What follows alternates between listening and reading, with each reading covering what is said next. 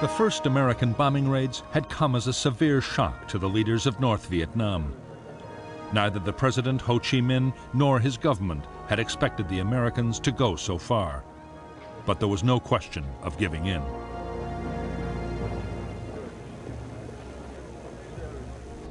On April 8, 1965, Premier Pham Van Dong replied to a peace overture from the American president with his own list of uncompromising demands.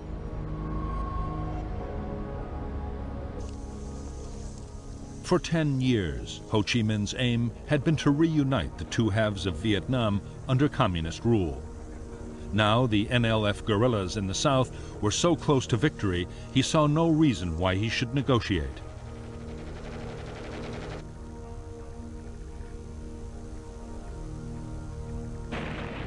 The problem was, if the North were bombed into oblivion or invaded by American and South Vietnamese forces, all would be lost.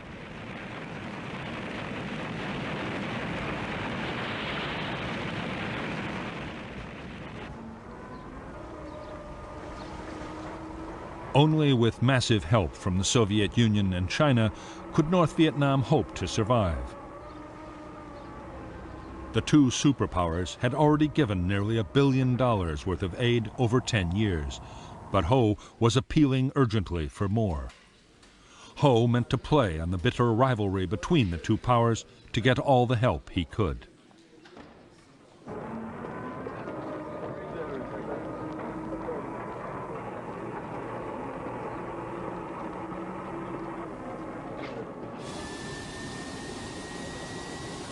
At first, the Soviet Union under Premier Alexei Kosygin had urged northern leaders to look for a peaceful solution. But Kosygin was actually in Hanoi in February 1965 when Rolling Thunder began. The Russian position hardened. The Soviets now promised sophisticated radar, air defense missiles, and more jet fighters.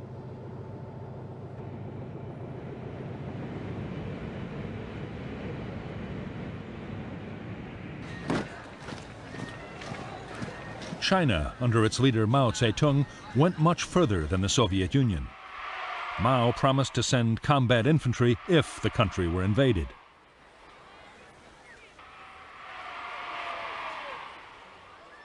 Meantime, to help the North defend itself against the bombing, he promised anti-aircraft units. Mao meant to guarantee the survival of his neighbor, whatever the risks.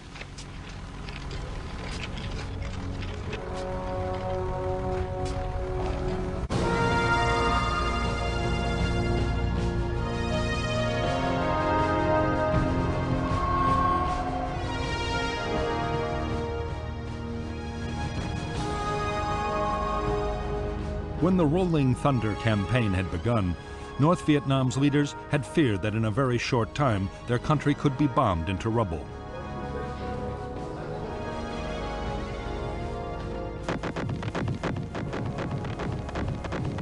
The air defense system was still primitive.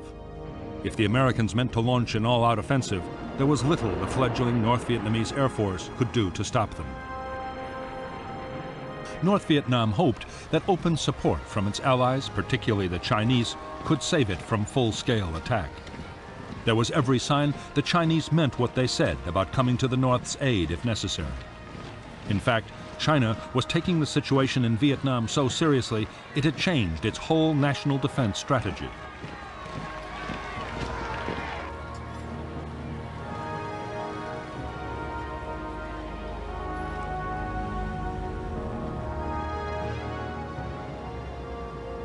Mao Zedong had long recognized that by helping North Vietnam, he was risking a direct clash with the United States.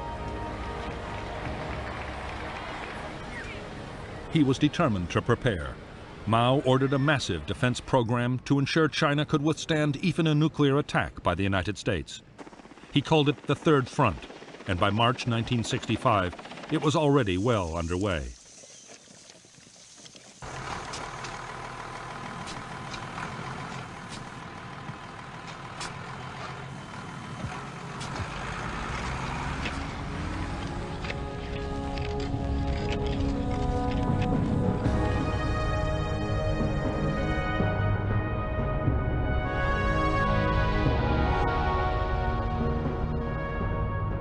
The first stage of the Third Front program had been to take China's industries, mostly concentrated around the big cities, and split them in two.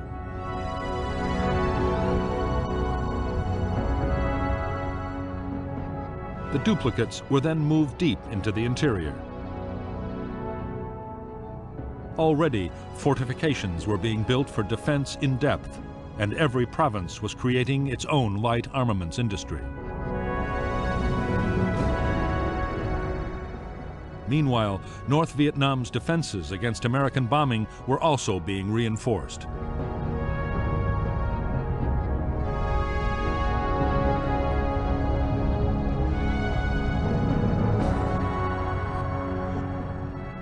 China had already moved 4 full air divisions and an anti-aircraft division to its border with Vietnam. It built airfields close to the frontier as sanctuary and repair facilities for North Vietnam's jet fighters. Inside Vietnam, new airfields would be built and old ones repaired.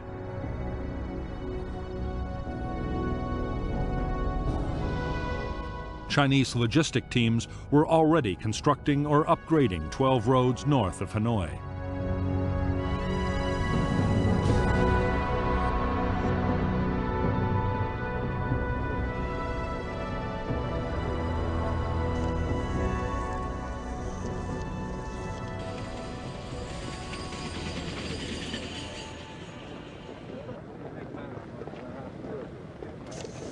In North Vietnam, full-scale mobilization was being carried out at a frantic pace.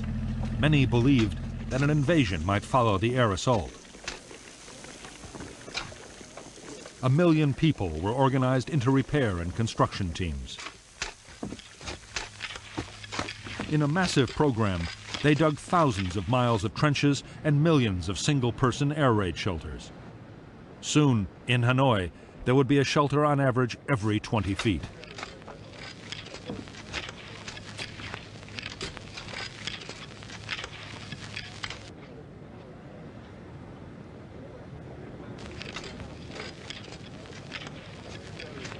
To the leaders of the North, building defenses and acquiring advanced weaponry was only one part of the strategy.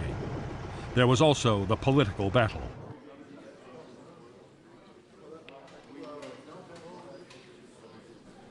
There would be a major propaganda offensive to pressure the Americans into restricting or even stopping their attacks.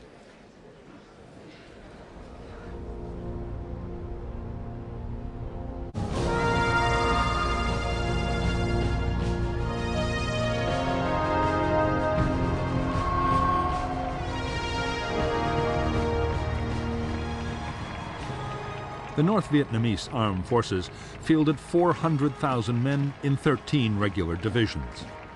All divisions had their own anti-aircraft guns. So did the units operating in Laos, building and running the Ho Chi Minh Trail.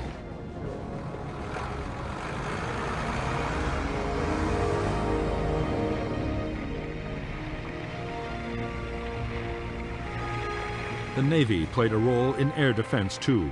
Its fleet of East German gunboats was stationed on the sea and river approaches to important targets.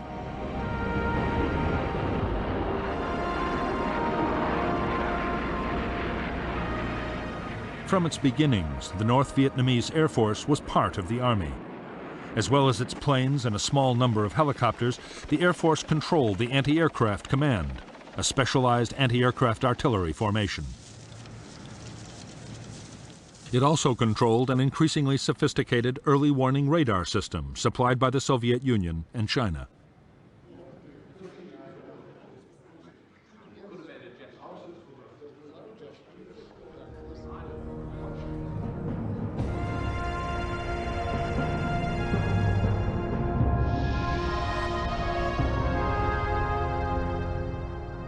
North Vietnam's only fighter wing, the 921st, was based at Noi Bai Airfield, 40 kilometers from Hanoi. A second wing, the 923rd, was planned for the airfield being built at Kep.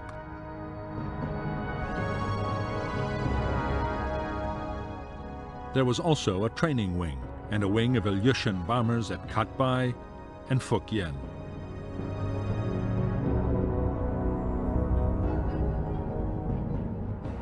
The anti-aircraft gun batteries of the Air Defense Force were organized into 4 brigades, concentrated around areas of strategic importance. The main road and rail junctions, the industrial centers around Hanoi and Haiphong, and the main supply routes to Laos and the south were most heavily defended.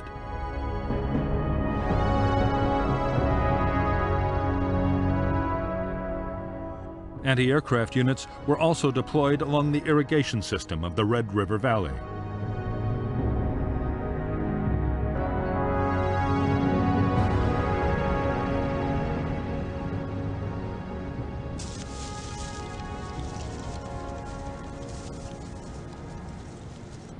Although North Vietnam's air defenses were still weak, they would soon become amongst the most formidable ever assembled anywhere. The plan was to coordinate the efforts of radar sites and observation posts, anti-aircraft guns, and the fighter interceptors. The planes would try to ambush the enemy, and if they couldn't shoot him down, at least force him to fly through heavy ground fire.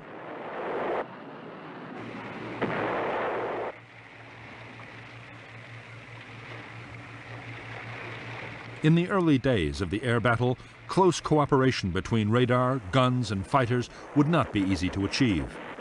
There were too many different anti-aircraft commands.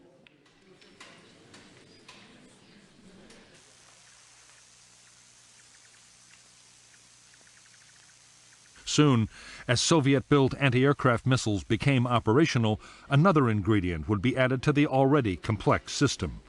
For a long time to come, North Vietnamese pilots would run a very high risk of being shot down by friendly fire.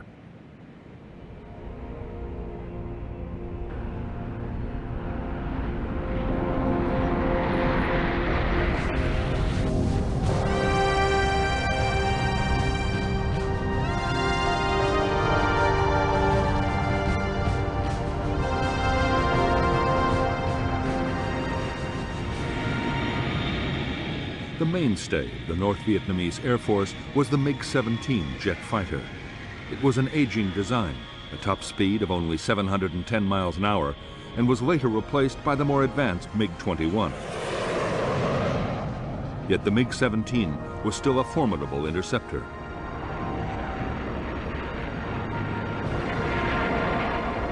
It was one of the most maneuverable jets ever built, and armed with 3 cannon, it was deadly in a dogfight.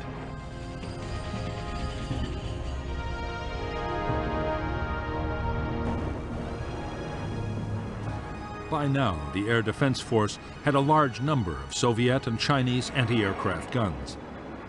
At the start of the battle, they were still simple types with optical sights. The 23 and the 37mm twins could fire 100 rounds a minute from each barrel, but could only reach targets up to 10,000 feet.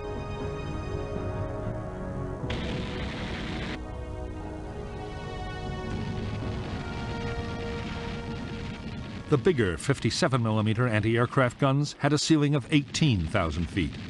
American pilots could avoid them by flying higher, but in the last moments of an attack, aircraft had to come in low.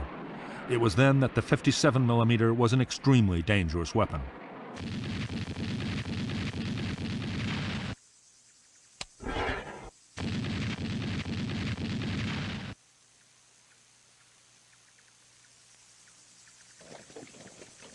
The North Vietnamese regional militia now had 500,000 members and was equipped with large numbers of light machine guns. Against low-flying planes, they could be highly effective.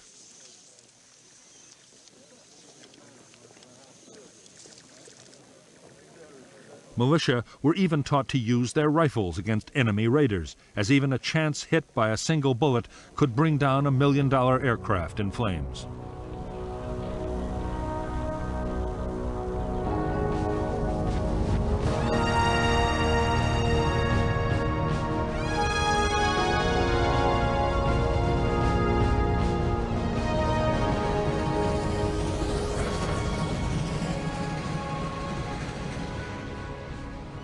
The advanced weaponry supplied by the Soviet Union and China depended completely on skilled personnel to operate and maintain it.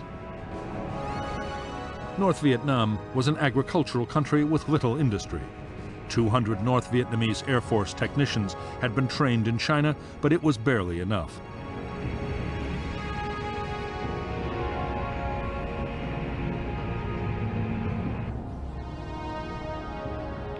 There was also a shortage of skilled radar operators.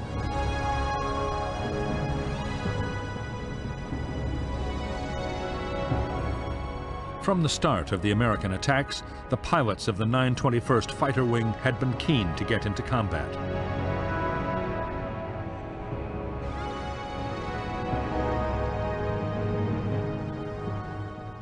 They had been training at a furious pace. Gunnery was given the highest priority.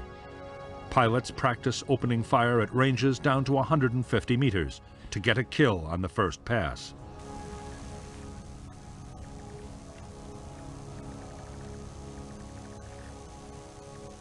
All the time, the emphasis was on close-in engagements to make the most of the MiG-17's agility. At the same time, the Air Force was training the next batch of pilots as fast as it possibly could.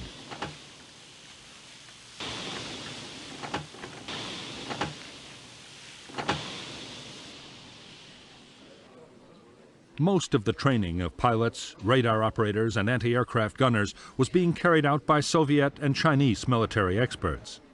Many had already taken part in combat operations, actually directing the defense.